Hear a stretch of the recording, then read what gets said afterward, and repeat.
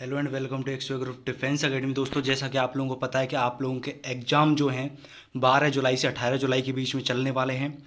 ठीक है, तो उसी की प्रैक्टिस के लिए यानी कि इंग्लिश में आप लोगों के 20 आउट ऑफ 20 नंबर आए, इसलिए हम लोगों ने आज से मॉक टेस्ट स्टार्ट किया है। तो हमारे साथ एंड तक बने रहिएगा। और अगर इस टेस्ट में आप लोगों के 15 प्लस भी नंबर अगर आते हैं तो इसका मतलब है कि आप लोग ठीक ठाक स्कोर कर रहे हो, आप लोग सिलेक्शन के लायक हो। ठीक है, अगर आप लोगों का 15 प्लस अगर इसमें हो जाता है, अगर आप लोग वाई ग्रुप की तैयारी कर रहे हो तो थोड़ी सी नंबर और चाहिए, आपको 15 नंबर और चाहिए। ठीक है, तो इस तरीके से आप इजीली जो आपका सिलेक्शन है उसको अचीव कर सकते हो। ठीक है, और आप वाई की एक्स की तैयारी कर रहे हो तो आप लोगों को पता है कि क्राइटेरिया क्या रहने वाला है, यानी कि इंग्लिश में हम लोगों को नंबर लाने ही लाने हैं। ठीक है, 15 प्लस स्कोर करना ही करना है। तो चलिए शुरू करते हैं पहला क्वेश्चन। तो पहला क्वेश्चन क्या कह रहा है, select the segment of the sentence. तो डेली आप लोगों को एक टेस्ट सीरीज यानी कि मॉक टेस्ट डेली आप लोगों को मिलेगा। और ये जो मैं मॉक टेस्ट करा रहा हूँ और जो क्वेश्चंस भी यहाँ पे हैं वो सब प्रीवियस ईयर के क्वेश्चंस हैं, यानी कि पहले आए हुए क्वेश्चंस हैं। ठीक है, और जो क्राइटेरिया होता है वो क्राइटेरिया क्या है, यानी कि उस क्राइटेरिया के अंदर से क्वेश्चन बनेंगे, बाहर का कोई भी क्वेश्चन नहीं बनने वाला है। ठीक है, तो चलिए शुरू करते हैं। पहला क्वेश्चन क्या कह रहा है, select the segment of the sentence that contains a grammatical error, if there is no error mark no error as your answer. ठीक है, तो इसमें क्या कह रहा है, अगर कोई भी एरर नहीं है तो नो एरर पे आपको आंसर करना है, अगर एरर है तो बताना है किस पार्ट में एरर है। तो पहला क्वेश्चन पढ़ना है, towns after towns was devastated, और डी में क्या कह रहा है, no error. Option number A B C D इस तरीके से दिए हुए हैं, तो पहला बताना है। तो हमें देखना है सबसे पहले कि क्या लिखा हुआ है। लिखा क्या हुआ है, टाउन्स आफ्टर टाउन्स, यानी कि टाउन के बाद टाउन, वॉज डिवास्टेटेड। तो इस तरीके से हमने नाउन पढ़े होंगे, जब पढ़ा होगा क्या, टाउन्स आफ्टर टाउन्स, और day after day, day after day. ठीक है, डे आफ्टर डे आप लोगों ने पढ़ा होगा। और क्या पढ़ा होगा आप लोगों ने, door after door, door by door कर सकते हैं, door by door, door by door, door by door.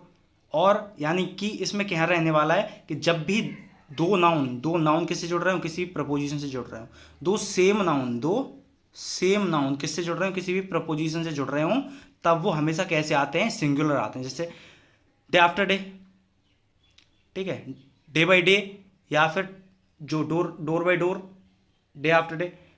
तो इस तरीके से शिप आफ्टर शिप, तो इस तरीके से कभी ये कभी प्लूरल में नहीं होते, तो यहाँ पे प्लूरल में आ रहा है।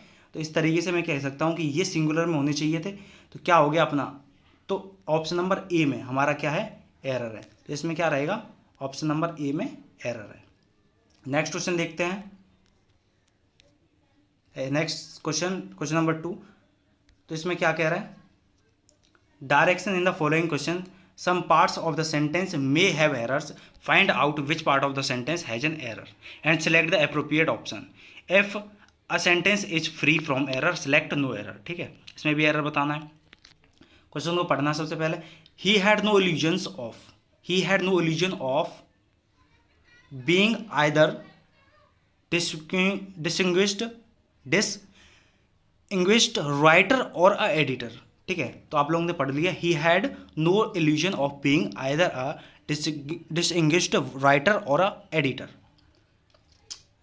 तो इसमें यहां पर आइदर यानी कि दोनों में से कोई एक की बात करेगा, या तो वो राइटर या एडिटर।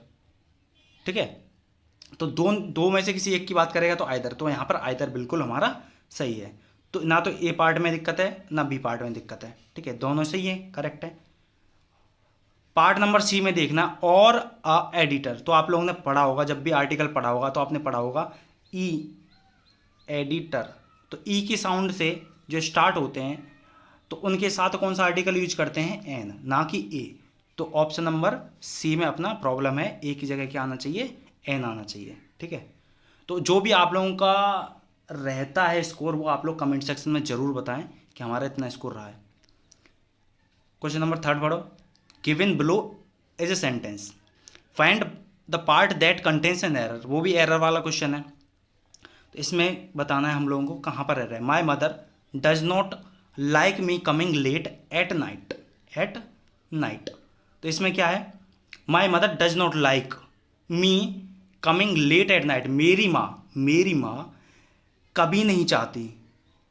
ठीक है, पसंद नहीं करती है। लाइक का मतलब पसंद, मेरी माँ कभी भी पसंद नहीं करती है, मेरी माँ कभी पसंद नहीं करती है मेरा घर में लेट आना, लेट नाइट आना, लेट नाइट आना जो पसंद नहीं करती है मेरी माँ। बात यह है। तो यहाँ पर जो यहाँ पर क्या लग रहा है, मी, तो मी क्या है, ऑब्जेक्टिव केस है, लेकिन कहना क्या चाह रहा है, मेरा, कहना क्या चाह रहा है, मेरा लेट आना ही तो उन्हें पसंद नहीं है। तो मेरा यानी कि यहाँ पे पजेसिव केस होना चाहिए, ऑब्जेक्टिव केस ना होकर यहाँ पे कौन सा होना चाहिए, पजेसिव केस। तो यहाँ पे आई का ऑब्जेक्ट बनना है, तो हमें आई का पजेसिव लिखना है, क्या, माई, क्या, my. My mother does not like my coming late at night. ठीक है, तो इस तरीके से ये किस में एरर है, पार्ट नंबर, ऑप्शन देखना है तो इसमें बता रहा है। तो माई मदर में कोई भी एरर नहीं है, लेट नाइट में कोई भी एरर नहीं है, तो एरर किस में, does not like me coming, तो यहाँ पर मी की जगह माई आ जाएगा, पजेसिव केस का हम यूज करेंगे। नेक्स्ट देखते हैं, fill in the blanks with appropriate words. Question number 4 है, do you want dash you, do you want dash you. Next लिख रहा है, फर्स्ट ऑप्शन क्या है, मी टू हेल्प, सेकंड क्या है, I to help, me to helping, option number 4 none. तो इसमें क्या होना चाहिए, डू यू वॉन्ट, अब यहाँ पे क्या है, डू यू वॉन्ट, क्या तुम मुझसे चाहते हो, मी टू हेल्प यू, क्या तुम मुझसे मेरी हेल्प चाहते हो, मी टू हेल्प यू, क्या मैं तुम्हारी हेल्प करूँगा। तो इसमें क्या कहना चाह रहा है, डू यू वॉन्ट, क्या तुम चाहते हो कि मैं तुम्हारी हेल्प करूँ, डू यू वॉन्ट मी, क्या तुम मुझसे चाहते हो टू हेल्प यू। ठीक है, तो इसमें क्या है, ऑप्शन नंबर ए एकदम करेक्ट बैठ रहा है। सेकंड देखते हैं, question number 5, fill in the blanks with appropriate words. तो इसमें भी बताना है फिल इन द ब्लैंक में क्या आ जाएगा, ही वॉज एस्टोनिस्ड। तो हमें इतना प्रपोजिशन आप लोगों ने पढ़ा हुआ था, फिक्स्ड प्रपोजिशन, तो हमें पता है कि एस्टोनिस्ड जो लिखा हुआ उसके साथ फिक्स्ड प्रपोजिशन एट का यूज करते हैं। ठीक है, तो हमें ऐसा नहीं करना है कि he was astonished of his failure या फ्रॉम हिज फेलियर या टू हिज फेलियर। तो इसमें क्या आ जाएगा, फिक्स्ड प्रोविजन एट का यूज करेंगे, he was astonished at failure. ठीक है, ये क्वेश्चन काफी बार एग्जाम में पूछा गया, पिछली बार भी एग्जाम में पूछा गया। Rahul said I will do it now और नेवर, नाउ और नेवर, इसका क्या बनाना है, इनडायरेक्ट स्पीच बनाना है, सेंटेंस इन इनडायरेक्ट स्पीच बनाना है। ठीक है, तो ऑप्शन नंबर ए, तो इतना तो हमें पता है कि इनडायरेक्ट, डायरेक्ट, इनडायरेक्ट स्पीच में क्या होता है कि राहुल सेड, तो सेड का सेड आ जाएगा, राहुल सेड। अब यहाँ पे जो कॉमा, डबल इन्वर्टेड कॉमा, उसकी जगह पे दैट का यूज कर दूंगा। ठीक है, राहुल सेड दैट। ठीक है, देखना है ऑप्शन नंबर कौन कौन से सही हैं। तो राहुल सेड दैट, तो इसमें एफ आ रहा है, तो यहाँ पे ये गलत हो जाएगा। तो एक क्वेश्चन कट गया, एक ऑप्शन कट गया, तो 3 ऑप्शन बचे ऊपर वाले। और यहाँ पर क्या दिख रहा है, यहाँ पे क्या दिख रहा है, आई। तो यहाँ पर कभी भी जब भी इनडायरेक्ट स्पीच बनाएंगे तो राहुल की जगह पे ही तो यहाँ पर आएगा। तो राहुल सेड, राहुल ने कहा कि I will do it now और नेवर, मैं इसको अभी करूँगा या कभी नहीं करूँगा। ठीक है, तो यहाँ पर राहुल ने कहा, तो राहुल की जगह पे जो प्रोनाउन बनेगा आई का, वो क्या बनेगा, राहुल की जगह पे प्रोनाउन क्या बनेगा, ही, क्या बनेगा, ही। तो क्या हो जाएगा, अब ही किस किस में है, ही देखना है हमें, इसमें तो ही है नहीं तो ये कट जाएगा, इसमें ही नहीं है तो ये कट जाएगा। तो कौन सा बचा, ऑप्शन नंबर 3, यानी कि Rahul said that he would do it now और नेवर। तो हमें पता है कि विल आ रहा है, तो विल की जगह पे इनडायरेक्ट स्पीच में क्या बन जाएगा, वुड का यूज हो जाएगा, और नाउ की जगह नाउ रहेगा, नेवर की जगह नेवर रहेगा। ठीक है, तो option number 3 is correct. Next देखते हैं ऑप क्वेश्चन नंबर 7। तो क्वेश्चन नंबर 7 में क्या है, choose the most appropriate answer and fill in the blanks the noun form of compel. तो हमको पता है कि जो नाउन फॉर्म होती है, यानी कि अगर कहीं पर दिख जाए आई ओ एन, ये वाला पीछे वाला, तो आई ओ एन के इसका क्या मतलब है कि क्या है, नाउन है। तो कंपेल का जो नाउन बनेगा वो क्या बनेगा, कंपल्सन, क्या बनेगा, कंपल्सन। नेक्स्ट देखते हैं, तो क्वेश्चन नंबर 8 देखो आप लोग। तो क्वेश्चन नंबर 8 में क्या कह रहा है, change the voice of the sentence given below. तो इसमें क्या कह रहा है, पीपल मेड हिम प्रेसिडेंट, लोगों ने उसको क्या बनाया, प्रेसिडेंट बनाया। तो यहाँ पे हम देखना है कि जो सब्जेक्ट होता है, जो भी वॉइस है, डायरेक्ट इनडायरेक्ट, जो भी हमारा यहाँ एक्टिव पैसिव वॉइस है, वॉइस है, तो यहाँ पर जो वॉइस है तो उसमें जो ऑब्जेक्ट होता है उसको सब्जेक्ट बना देते हैं, जो सब्जेक्ट होता है उसको ऑब्जेक्ट बना देते हैं। तो यहाँ पर हमें दिख रहा है कि हिम को क्या बनाना है, सब्जेक्ट, और पीपल को क्या बनाना है, ऑब्जेक्ट। तो ही का सब्जेक्टिव केस क्या रहता है, हिम का सब्जेक्टिव केस रहता है ही। तो हमें देखना है ही कहाँ कहाँ पर है। ठीक है, तो ही पहले ऑप्शन में है, दूसरे में नहीं है, तीसरे में है, चौथे में है। तो इसमें इसका मतलब कि दूसरा ऑप्शन कट जाएगा आप लोगों का। ठीक है, और देखना है कि इसके बाद क्या है, जो मेड है यानी कि कौन सा सेंटेंस है ये, यानी कि सिंपल पास्ट है। सिंपल पास्ट का क्या बनता है, तो इसमें क्या लग जाता है, तो इसमें क्या वॉज या वर का हम यूज कर देते हैं और प्लस वर्ब भी थर्ड फॉर्म का यूज कर देते हैं। ठीक है, तो इसमें देखना है हमें कहाँ पर आ रहा है ये सब चीज़ें। तो वॉज का यूज कहाँ कहाँ पर हो रहा है, वॉज का यूज यहाँ पर हो रहा है क्वेश्चन नंबर 3 में, और कहाँ हो रहा है, सिर्फ क्वेश्चन नंबर 3 में हो रहा है। तो ये ऑप्शन नंबर आप लोगों का कौन सा सही है, option number 3 is correct. He was made president by the people. ठीक है, नेक्स्ट देखते हैं question number 8। In the following questions, इस तरीके से आप लोगों को सोचना है। ठीक है, टाइम को मैनेज करना है। इन the following question out of the 4 alternatives select the one which is opposite in meaning of the given word. Abrupt, तो कौन सा यहाँ पे एब्रप्ट, तो एब्रप्ट का क्या मतलब है, यानी कि कोई भी चीज़ एकदम अचानक हो रही हो, सडन हो रही हो। ठीक है, अचानक से कोई काम हो रहा हो उसको क्या बोलेंगे, एब्रप्ट। इसका क्या दिखाना है, अपोजिट दिखाना है, अपोजिट बताना है। तो अपोजिट बताना है, एब्रप्ट का मतलब है सडन, तो सडन तो होगा ही नहीं, सडन क्या है, इसका सिनोनियम है। सडन क्या है, इसका सिनोनियम। और नेक्स्ट देखते हैं एम्पल। एम्पल मीन्स पर्याप्त। ठीक है, एग्जैक्ट, एग्जैक्ट का मतलब है जो वो, एक्सपेक्टेड का क्या मतलब है, एग्जैक्ट का मतलब तो हमें पता है कि वो बिल्कुल निश्चित वही चीज़। ठीक है, और एक्सपेक्टेड का मतलब क्या हो गया, कोई भी चीज़ एक्सपेक्ट, यानी कि हमने एक्सपेक्ट किया, हम एक्सपेक्ट ये कर रहे थे कि वो मथुरा 2 दिन में पहुंचेगा। मथुरा कितने दिन में पहुंचेगा, 2 दिन में। तो वो काम उसी के अकॉर्डिंग हो रहा है, जो भी हमारी एक्सपेक्टेशन थी उसी के अकॉर्डिंग हो रहा है। ठीक है, काम। लेकिन यहाँ पे एब्रप्ट का क्या मतलब है, यानी कि कोई काम अचानक हुआ, हमें उसकी उम्मीद नहीं थी लेकिन अचानक हुआ है, तो इसका क्या हो जाएगा, अपोजिट क्या हो जाएगा, एक्सपेक्टेड। एब्रप्ट का अपोजिट क्या हो जाएगा, एक्सपेक्टेड। कॉम्पेटिबल क्या है, कॉम्पेटिबल यानी कि ऐसा व्यक्ति जिसकी सेम राय हो, सेम थिंकिंग हो, सेम थॉट्स हो, यानी कि कोई भी एक चीज़ से वो सहमत हो जाए। यानी कि 2 व्यक्ति हैं, वो एक बात से सहमत हो रहे हैं, तो वो क्या है, कॉम्पेटिबल है। क्या है, कॉम्पेटिबल है। तो इसका मतलब क्या है, इक्वल तो होगा नहीं, उसके समान थोड़ा है वो, लेकिन एक जैसी थिंकिंग है उसकी, फ्रेंडली तो है नहीं है, तो ये दोनों कट गए। और नंबर 3 देखना है, एग्रीएबल यानी कि सहमत। ठीक है, लड़ाई, क्वारलसम यानी कि लड़ाई झगड़ा। क्या है, लड़ाई झगड़ा। तो ऑप्शन नंबर 3 क्या कह रहा है, एग्रीएबल। क्या, एग्रीएबल यानी किसी चीज़ से सहमत होना, तो बिल्कुल क्या हो जाएगा, एग्रीएबल। तो यहाँ पर भी तो यही कह रहा है कि कॉम्पिटिबल मीन्स एग्रीएबल। क्या हो जाएगा, एग्रीएबल। तो इसमें सिनोनिम बताना था हमें। ठीक है, तो कैसे, यानी कि विच, यहाँ पे क्या बताना है कि विच बेस्ट एक्सप्रेसेस द मीनिंग, जो अच्छी तरीके से उसकी मीनिंग को बेस्ट एक्सप्रेस कर सकते हो। बेस्ट एक्सप्रेस कौन कर सकता है, यानी कि सिनोनियम। तो सिनोनियम बताना था इसमें। क्वेश्चन नंबर देखते हैं 11, इसमें क्या कह रहा है, क्वेश्चन नंबर 11 देखते हैं। ठीक है, क्वेश्चन नंबर 11 में क्या कह रहा है, क्वेश्चन नंबर 11 में क्या कह रहा है, इन the following questions out of the 4 alternatives choose the alternative which best express the meaning of the idiom phrases. ठीक है, जो बेस्ट एक्सप्रेस करे किसी भी ईडियम फ्रेजेस की। ठीक है, तो ईडियम फ्रेजेस दे रखा है, उसका मीनिंग बताना है आप लोगों को। तो एट सी यानी कि समुद्र में। ठीक है, तो कोई भी इंसान अगर समुद्र में होगा, ठीक है, तो वो वोकेशन पे, यानी कि कोई भी इंसान वोकेशन पे तो जाए, समुद्र में है। तो सोचना क्या है, एट सी का क्या मतलब है, अगर कोई इंसान क्या है, समुद्र में है, तो इसका मतलब है कि वो क्या है, समुद्र में, बीच में, अगर बीच समुद्र में अगर वो खड़ा है, तो इसका क्या मतलब है कि वो, उसको चारों तरफ का कुछ दिख नहीं रहा होगा, यानी कि मुझे वो कंफ्यूज होगा पूरी तरीके से जाना। अगर उसके पास कंपास नहीं है, कुछ नहीं है, तो वो कंफ्यूज होगा, पूरी तरीके से कंफ्यूज होगा। तो एट सी का मतलब क्या होता है, टू बी कंप्लीटली कंफ्यूज्ड, पूरी तरीके से कंफ्यूज होना।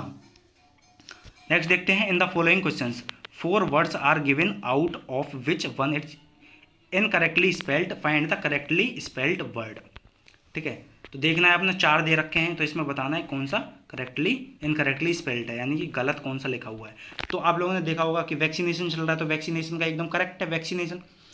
तो ट्रेमेंडस का भी मतलब एकदम करेक्ट है, ये भी देखना है। सेकंड का क्या मतलब, सफिशिएंट, तो सफिशिएंट भी एकदम सही है अपना। सफिशिएंट में यही स्पेलिंग रहने वाली, SUFFICIENT।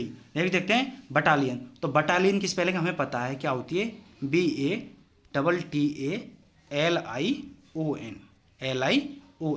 तो यहाँ पर AN है, तो इसका मतलब ये गलत है, यानी कि ऑप्शन नंबर ए अपना करेक्ट है, क्योंकि गलत कौन सा है, option number A. Find the wrongly spelled word, तो एक और आ गया। तो इसमें क्या है, पहला सैंक्टिटी बिल्कुल करेक्ट है। वैरायटी भी बिल्कुल करेक्ट है, VARIETY, ये भी करेक्ट है। प्योरिटी बिल्कुल करेक्ट है। लेकिन अपना करेक्ट कौन नहीं है, करेक्ट कौन सा नहीं है, करेक्ट नहीं है एनएक्जिटी। क्या नहीं है, एनएक्जिटी। एनएक्जिटी की बिल्कुल करेक्ट स्पेलिंग क्या होती है, ANXIETY, एनएक्जिटी।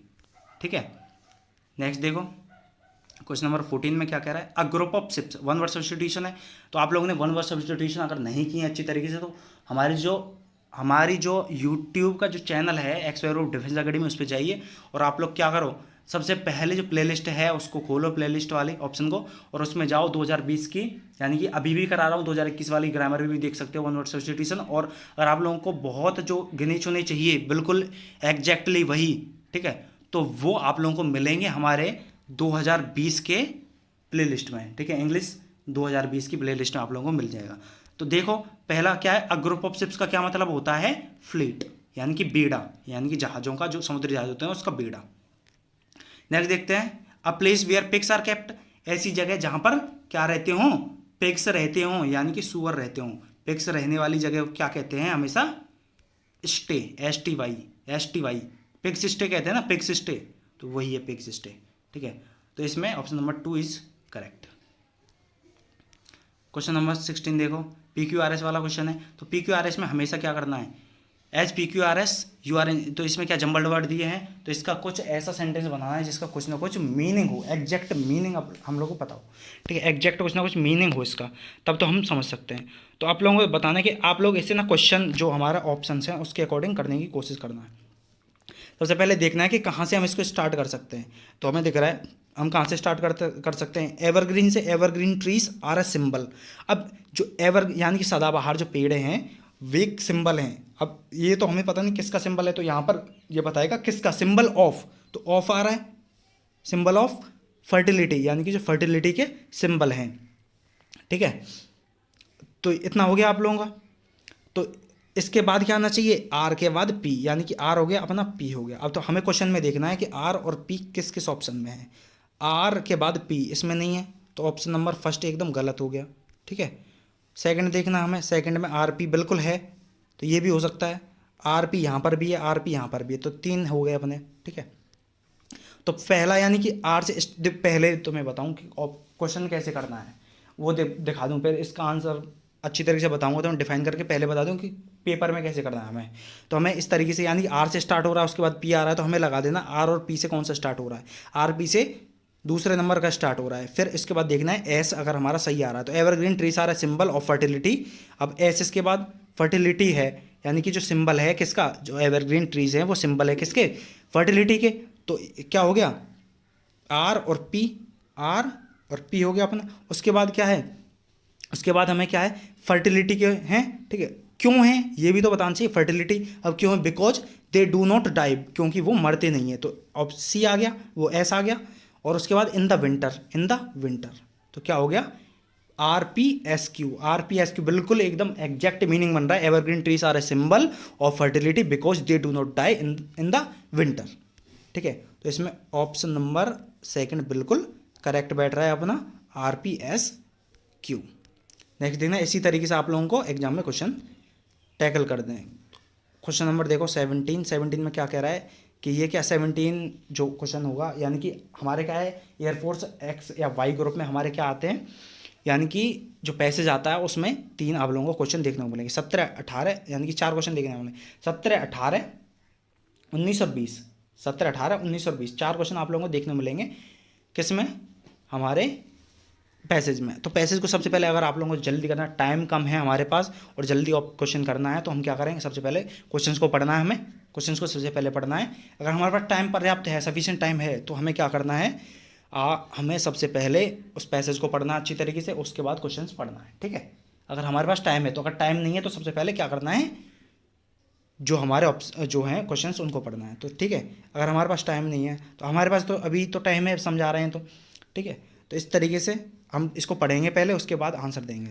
तो read the following passage and answer the following questions. तो पैसेज पढ़ेंगे, at a restaurant, at a restaurant a cockroach, at a restaurant a cockroach suddenly flu, एक रेस्टोरेंट में एक कॉकरोच अचानक से उड़ता है और फ्रॉम समवेयर, कहीं से, and set on a lady, और एक लेडी पे बैठ जाता है। She started screaming out of fear, वह चिल्लाना स्टार्ट कर देती है, स्क्रीमिंग यानी कि जो उसकी आवाज़ है उस स्क्रीमिंग यानी कि चिल्लाने लगती है, आउट ऑफ फियर डर के मारे, with A panic stricken face, panic stricken face से, ठीक है, जैसे कि पैनिक भरा हो, पैनिक यानी कि जो डरा जो स्वभाव होता है उसको पैनिक कहते हैं, ठीक है, panic stricken face and trembling voice, और डरी हुई आवाज़ से सी स्टार्टेड जंपिंग, वो चलना शुरू कर देती है, with both her hands desperately trying to get rid of the cockroach, और दोनों हाथों से वो डेस्परेटली क्या करती है, ट्राइंग करती है यानी कि कोशिश करती है to get rid of. Get rid of का मतलब क्या होता है तुम्हें पता ही है, गेट रेड ऑफ का मतलब है यानी कि किसी चीज़ से छुटकारा पाना, तो वो कॉकरोच से छुटकारा पाना चाहती थी,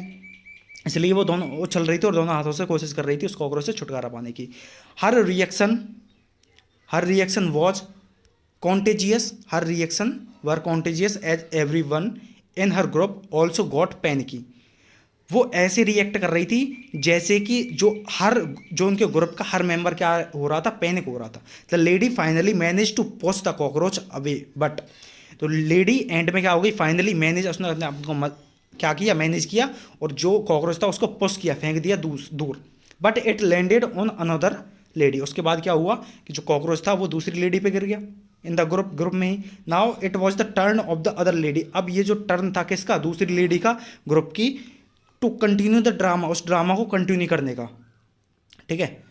फिर उसके बाद का the waiter rushed forward to their rescue, उसके बाद एक वेटर आता है और वो उनकी हेल्प करने की, उनको बचाने की कोशिश करता है, रेस्क्यू करता है, ठीक है। इसके बाद आगे पढ़ते हैं, in the relay of throwing the cockroach next fail upon the writer, in the relay of throwing the cockroach next fail upon the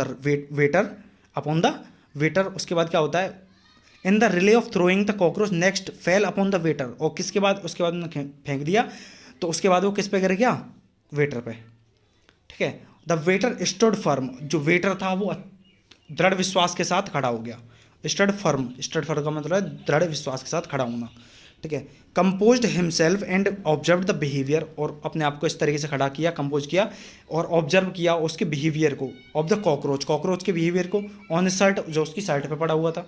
When he was confident enough, जब वह पूरी तरीके से कॉन्फिडेंट हो गया, he grabbed it, और उसने उसको पकड़ लिया, it with his fingers, अपनी उंगलियों से, and threw it off the restaurant, और उसने threw it out of the restaurant, और उसने उसको रेस्टोरेंट से बाहर फेंक दिया। sipping my coffee and watching the amusement, ठीक है, मैं अपनी कॉफ़ी को पीते हुए, जो कॉफ़ी को अच्छी लेते हुए पीते हुए, और मैं उस अम्यूजमेंट यानी कि जो आनंद मनमोहक जो दृश्य चल रहा था, मनोरंजन वाला, अम्यूजमेंट का क्या मतलब है, मनोरंजन, ठीक है, मैं मनोरंजन वाले उस जो हमारा जो दृश्य चल रहा था उसको देख के मैं मनोरंजन कर रहा था। The antenna of my mind picked up a few thoughts and started, जो मेरा एंटीना था मेरे दिमाग का, उसने कुछ सेकंड्स लिए, और मतलब कुछ सेकंड्स के लिए सोचना स्टार्ट कर दिया, पिकअप अ फ्यू थॉट्स, कुछ विचारों को, एंड स्टार्टेड वंडरिंग, और जो हमारा जो दिमाग था वो घूमने लगा, wondering. Was the cockroach responsible for their historic behaviour, तो उसके बाद क्या कह रहा है, हिस्ट्रियोनिक बिहेवियर, क्या जो कॉकरोच था वो उसके हिस्टोरियोनिक बिहेवियर के लिए जिम्मेदार था, उन लोगों के, ठीक है। If so they why was the waiter not disturb, अगर ऐसा था तो आगे पढ़ना है इसको, if so then why was the writer, अगर ऐसा था तो जो वेटर था वो डिस्टर्ब क्यों नहीं हुआ। He handled it near to perfection without any chaos, it is not the cockroach but the inability of the ladies to handle the disturbance caused by the cockroach, ठीक है, disturb the ladies by the cockroach that disturb the ladies, I realise that it is not the shouting of my father और my boss or my wife that disturbs me, but it is my inability to handle the disturbance caused by their shouting that disturbs me. It is not the traffic jams on the road that disturbs me, but my inability to handle the disturbance caused by the traffic jam that disturbs me. More than the problem, it's my reaction to the problem that creates chaos in my life. ठीक है, वो इस चीज़ को महसूस करता है writer, और सोचता है, रियलाइज़ करता है कि जो भी आवाज़ें शाउटिंग होती हैं, जो भी आवाज़ यानी कि हमको डिस्टर्बेंस करती हैं, वो वास्तव में डिस्टर्बेंस नहीं होता, वो हमारी नाकामयाबी होती है, नाकाबिलियत होती है, इनएबिलिटी होती है, ठीक है, कि हम उस चीज़ को हैंडल नहीं कर पाते हैं, ठीक है, और उस चीज़ पे शाउट करते हैं यानी चिल्लाते हैं, ठीक है। जैसे कि मेरे जो पिताजी हैं या फिर मेरी जो वाइफ है या मेरा बॉस है, वो मेरे ऊपर चिल्लाता है, मैं उस चीज़ को हैंडल नहीं कर पाता हूँ, ठीक है। तो मेरी वो इनएबिलिटी है, ना कि वो प्रॉब्लम्स हैं, ठीक है, वो डिस्टर्बेंस नहीं है। तो इसमें क्या कह रहा है, इसमें वो बताना चाह रहा है मोर देन द प्रॉब्लम्स, जो प्रॉब्लम्स हैं उनसे ज़्यादा इट्स माई रिएक्शन, जो मेरा रिएक्शन है to the problem that creates chaos in my life, वो उन चीज़ों से दूर भगाने की हमेशा मुझको कोशिश करता है। जो मेरा रिएक्शन होता है वो प्रॉब्लम से मुझको दूर करने की हमेशा कोशिश करता है, ठीक है। तो हमें जो प्रॉब्लम्स हैं उनसे दूर नहीं भगना है, हमें को उनको अच्छी तरीके से टैकल करना है, ठीक है। अब क्वेश्चन देखने हैं इसके। क्वेश्चन में क्या कह रहा है, वॉय वॉज द लेडी स्क्रीमिंग, जो लेडी थी वो क्यों चिल्ला रही थी, स्क्रीम क्यों कर रही थी। तो फर्स्ट क्या है, because the food she ordered was extremely hot, क्योंकि जो उसने फूड ऑर्डर किया था वो एक्सट्रीमली हॉट था, ये भी गलत है, ठीक है। नेक्स्ट देखते हैं, because the waiter was looking horrible, क्योंकि जो वाटर था बहुत बेकार दिख रहा था, डरावना दिख रहा था, तो ये भी गलत है। ऑप्शन नंबर थर्ड देखना है, because she forgot to bring money from for paying the bill, क्योंकि वो भूल गई थी अपने पैसा लाना बिल को पे करने के तो लिए, तो वो भी गलत है। तो option number last is correct, ठीक है। Because a cockroach suddenly flew from somewhere and set on a lady, ठीक है, ये एकदम करेक्ट है। नेक्स्ट देखते हैं, what is the synonym of the word histrionic, ठीक है, हिस्टीरियोनिक। तो जो वर्ड है हिस्टेरियोनिक वो किससे रिलेटेड है भैया, जो उसमें बताया था कि जो हमारा क्या था, जो कॉकरोच था वो जिम्मेदार नहीं था, ठीक है। यहाँ पे बता रहा है, was the cockroach responsible for their historic behaviour, जो उसका हिस्टोरियोनिक बिहेवियर था वो उसके लिए जिम्मेदार था क्या। हिस्टोरियोनिक बिहेवियर क्या है, ऐसा बिहेवियर, ठीक है। तो यहाँ पर हो गया, ये हो गया। अब नेक्स्ट ये हिस्टोरियोनिक बिहेवियर वाला, तो इसमें क्या है, उसने क्या किया था, एक एंशियंट नहीं था, वो पुराना नहीं था, ना ह्यूमरस था, इसमें क्यों ह्यूमर मजाक वाली बात तो थी नहीं कोई, ठीक है, ना कोई इमेजनरी वो चीज़ थी। बात क्या थी, मेलो ड्रामेटिक, यानी कि मेलो ड्रामेटिक थी, वो ड्रामा ही तो कर रही थी, ड्रामा ही तो हो रहा था उसके द्वारा, ठीक है, उन लोगों के द्वारा ड्रामा ही तो किया जा रहा था। नेक्स्ट देखना है, how did the waiter handle the situation, जो वेटर था उसने सिचुएशन को कैसे हैंडल किया। तो फर्स्ट ऑप्शन क्या है, he scolded the lady for disturbance the ambience, जो उसके द्वारा क्रिएट किया गया था लेडी के द्वारा, उसके लिए उसने डांटा उसको, नहीं, ये भी गलत है। He inform the manager of the restaurant, तो ये भी गलत है। ही हिमसेल्फ स्टार्टेड स्क्रीमिंग, तो वेटर ने खुद स्क्रीमिंग स्टार्ट कर दी थी क्या, चिल्लाना, नहीं, ये भी गलत है। तो ऑप्शन नंबर फोर्थ करेक्ट होगा इसका मतलब। तो इसमें क्या, he grabbed it and threw it out of the restaurant, उसने उसको पकड़ा और कहाँ फेंक दिया, रेस्टोरेंट के बाहर। तो क्वेश्चन नंबर 20 देखना है हमको, what is the lesson learned from the story, इस स्टोरी से हम लोगों ने क्या लेसन, क्या पाठ सीखा है, क्या पाठ पढ़ा है हम लोगों ने, ठीक है। Responding is better than screaming, जो रिस्पॉन्डिंग होती है, रिस्पॉन्स करना किसी चीज़ पर चिल्लाने से ज़्यादा बेटर है। One should throw everything that scares another person, हर वो चीज़ फेंक देनी चाहिए जो हमको परेशान करती है, दूसरे लोगों पर ब्लेम कर देना चाहिए। ऑप्शन नंबर थ्री क्या कह रहा है, decision taken in haste are best, जो डिसीजन लेने चाहिए हमको क्या जल्दबाजी में, वो क्या कैसे होते हैं, अच्छे होते हैं, तो ये भी गलत है, ठीक है, ये हमारा गलत है, ठीक है। तो दूसरों पर फेंकना चाहिए, तो ये तो हमने सीखा नहीं है ना, ये भी सीखा है हमने, ठीक है। देखना last, one should take impulsive decision, मतलब हर किसी को बहुत जल्दी डिसीजंस ले लेनी चाहिए, तो ये भी नहीं सीखा हमने इस पार्ट से। हमने क्या सीखा है, हमने सीखा है responding is better than reacting, जो रिस्पॉन्स करता है यानी कि रिएक्ट करने से अच्छा क्या है, उस चीज़ पर रिस्पॉन्ड करना, यानी कि उस चीज़ पर रिस्पॉन्ड करना वो बेटर होता है रिएक्ट करने से, ठीक है। तो आई होप आप लोगों के ये सारे, आप लोगों के कितना स्कोर हुआ है आप बता सकते हो कमेंट सेक्शन में कि हमारे इतने सही हो गए, ठीक है। तो चलिए नेक्स्ट वीडियो मिलते हैं आप लोगों से, ठीक है। Thank you.